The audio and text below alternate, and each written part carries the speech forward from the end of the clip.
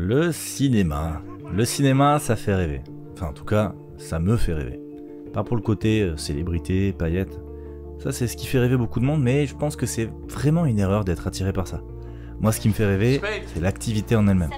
Donner vie à ses idées, écrire et raconter une histoire, incarner des personnages historiques ou imaginaires, bâtir des décors, inventer des effets spéciaux, faire vivre des émotions à des millions de personnes, véhiculer des messages inspirants grâce à son œuvre. Puis j'adore cette notion d'œuvre, de contribuer à quelque chose qui va faire vivre des moments mémorables à des gens. I am your father. Le rêve pour moi, c'est surtout le jeu et l'écriture. Mais pendant longtemps, c'est tout ce que ça a été. Un rêve conceptuel, flou et inatteignable. Parce que tout ça, ce sont des métiers d'artistes. Ces gens spéciaux, différents. C'est pour les autres, ceux qui vivent à Paris, et qui ont eu la flamme très tôt, qui ont fait du théâtre ou des écoles spécialisées, et qui ont eu un parcours évident vers le cinéma, vers l'écriture, le jeu. Moi je suis qui ? Un petit gars qui a grandi à la campagne, qui a l'accent du sud, qui ne vit pas à Paris.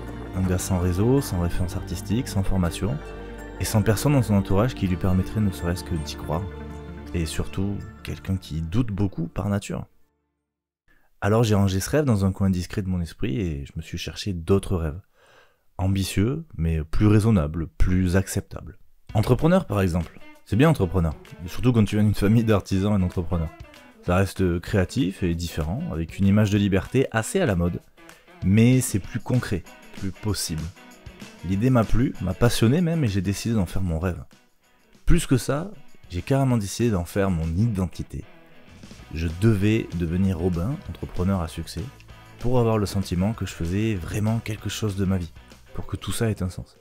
Je me suis donc lancé là-dedans, j'ai échoué, mais j'ai recommencé, et recommencé encore, parce que dans ma tête, j'avais pas vraiment le choix. Si j'étais pas un entrepreneur, qu'est-ce que j'étais ? J'ai eu quelques succès, mais franchement, soyons honnêtes, rien d'incroyable. Ma flamme intérieure, elle s'amenuisait petit à petit, au fil du temps. Je sentais de plus en plus que mon parcours était pas naturel, que je faisais tout ça vraiment dans l'effort.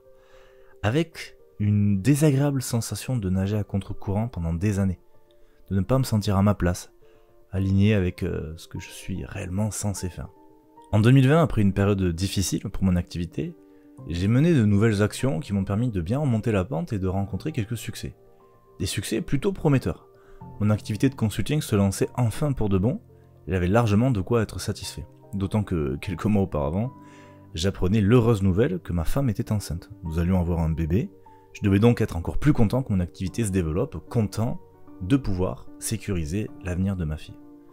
Et pourtant, de ces succès, je ne tire presque aucun plaisir.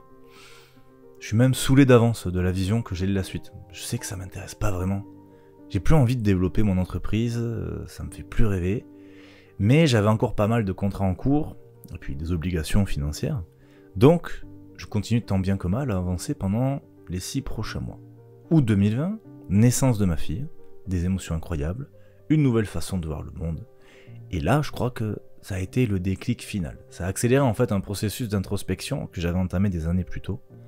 C'est certain à ce moment-là, je veux plus être ce chef d'entreprise qui veut bâtir un empire simplement par ego ou par appât du gain. Plus comme ça et plus dans cet univers. Je peux pas dire que je crois au destin, mais je sentais que c'était pas ça que j'étais censé accomplir. Alors justement, je me suis demandé, qu'est-ce que je suis censé faire ? Et la réponse n'était pas si évidente, parce qu'il fallait que j'arrive à m'enlever toutes ces barrières que j'avais fabriquées dans ma tête depuis tout ce temps. Mon côté rationnel me donnait des réponses raisonnables, logiques, pas trop risquées, mais je savais que si je m'en tenais à ces réponses superficielles, j'allais encore me décevoir, perdre du temps et perdre un peu d'âme. Je voulais aller plus loin, alors j'ai ressassé les mêmes questions, encore et encore. Qu'est-ce que je veux vraiment faire ? À quoi je m'interdis de penser ? Dans quoi je suis bon naturellement ? Qu'est-ce qui m'éclate vraiment ? Qu'est-ce qui me fait rêver si je suis honnête avec moi-même ? Les réponses n'étaient pas faciles à accepter car tout me ramenait à l'imagination, au jeu, à l'humour, à l'écriture, dans le cinéma notamment. Et tout ça, ça restait à mes yeux des métiers impossibles à atteindre. Bizarrement, j'étais mort de trouille et j'avais à chaque fois envie de même pas y penser. Mais je devais admettre que je fuyais cette idée depuis trop longtemps. Petit à petit, elle s'imposait à moi. Alors une nouvelle question s'est mise à hanter mon esprit. Est-ce que vraiment, je pourrais pas trouver un moyen de vivre du jeu et de l'écriture ? À 33 ans, je me décidais enfin à au moins commencer ma réflexion et mes recherches là-dessus. Après tout, peut-être que d'autres personnes avaient déjà emprunté ce chemin impossible à un moment. J'ai d'abord commencé par me renseigner sur un acteur dont j'avais déjà entendu un bout d'histoire, François-Xavier de Maison. J'avais entendu dire qu'il avait plaqué un gros job à la trentaine pour tenter une carrière d'acteur, qu'il était parti de New York pour revenir à Paris et réaliser son rêve. Ça avait l'air inspirant, voilà une histoire dans laquelle je pouvais m'identifier et trouver du courage. Sauf qu'en creusant, je me rends compte que François-Xavier a certes tout plaqué en 2001, mais il était en fait passionné depuis l'enfance, il avait même suivi le cours Florent à Paris, puis il était sur Paris. Du coup, pas du tout mon parcours.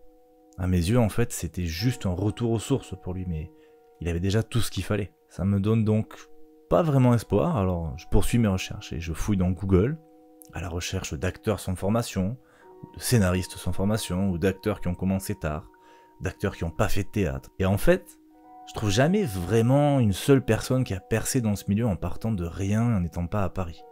Ou alors des gens qui ont été repérés dans la rue, ou qui se sont retrouvés en face des bonnes personnes, un peu par hasard, enfin bref, qui ont eu en gros un coup de chance, qu'ils ont saisi, qu'ils ont honoré, mais je me voyais pas baser en fait mon espoir sur cette notion de hasard et de chance.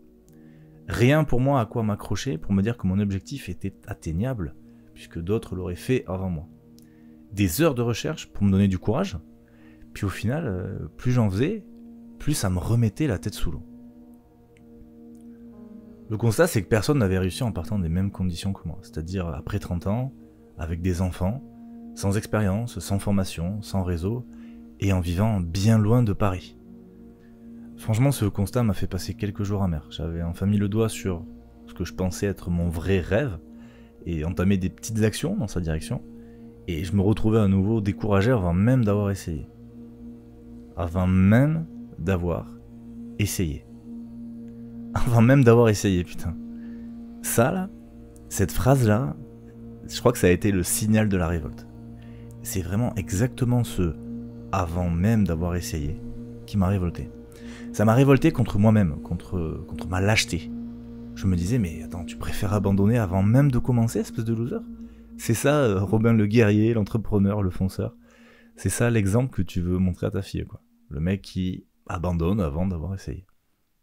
Et ça m'a vraiment fait un électrochoc, comme si je prenais une forme de recul physique, comme si je me mettais dans la peau, vous savez, d'un spectateur de ma vie, et que je pouvais me jauger de l'extérieur.